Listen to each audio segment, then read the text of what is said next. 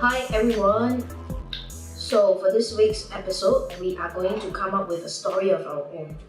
So how it's gonna work is that we will each take turns to continue the story and then see how the story progresses. Okay. How long is each line? 2 lines max. Okay. What kind of dramas you like to watch or like what kind of stories you like to read? I like Like genres. psychological thrillers.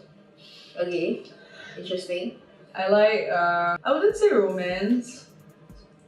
What do you mean you wouldn't say romance? You are full of romance, right? I don't like the really cheesy ones. Okay. Yeah. What's considered cheesy to you? What is a cheesy movie in your opinion?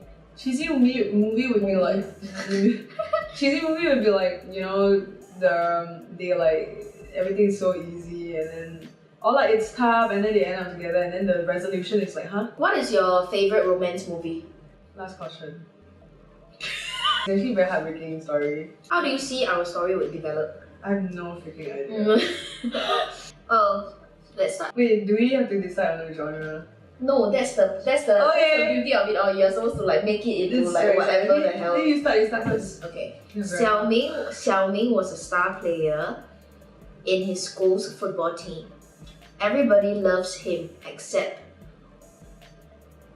the girl he loves the most.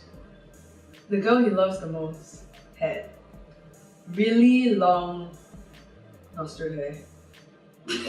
Okay. He would always stare at her nostril hair Okay. whenever she walked past his classroom. Okay. His friends were puzzled and didn't understand what was so nice about the nostril hair. And he would always say, "Do you not understand? She's the only person whose nostril hair is longer than the hair on her head."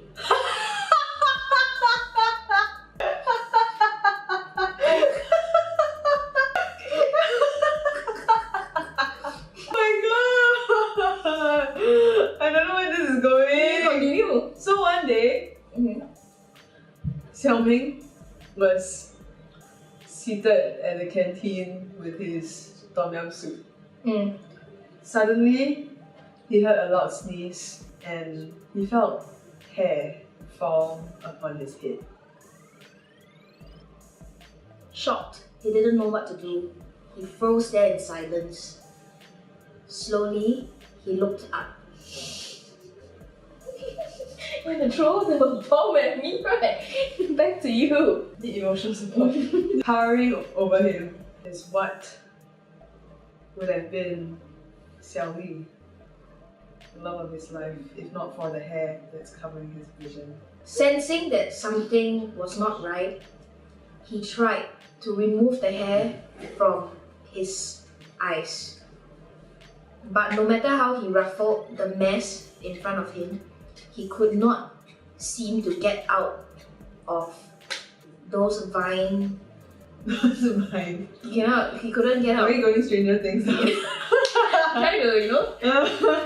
So he panicked. Okay. He felt the hairs tighten around his neck. And he tried very hard to breathe, but he couldn't.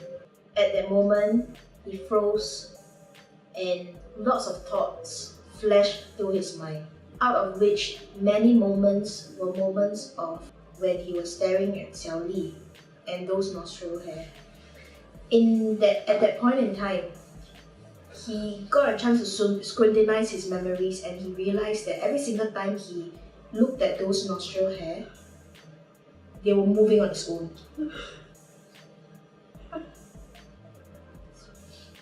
So then, he decided that he would stroke the hair around his neck. And slowly, these wild, swinging hair started to loosen up. Seizing the opportunity, he let himself go and ran as fast as he could, leaving his plate of tom yum noodles behind with the nostril hair and Xiao Li. So he ran down the hallway and he tripped over a rock.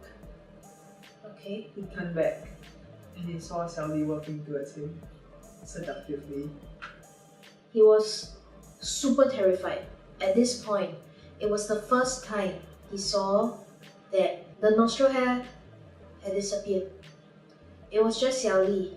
he never realized that Xiaoli actually looked ugly Without the nostril. without her nostril hair.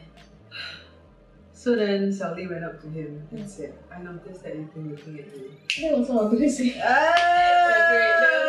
What do you suggest we do now? Xiaoming immediately said, who say, I never look at you, I really never look at you, I really never look at you. Then Xiaoli said, don't lie, you were looking at me, I saw it so many times. And then gave that very seductive smile again. She gripped onto his hand and led him into a room. What the hell? What? Okay. Then they sat down and played a game of chess. Okay. Throughout the 10 minutes, he was just thinking what and how he should approach this situation. He wanted to reject Xiaoli's advances, but it was difficult because he didn't want to break a girl's heart. Right off the corner of his eyes, he saw something moving. It was thick and black Okay. and hairy.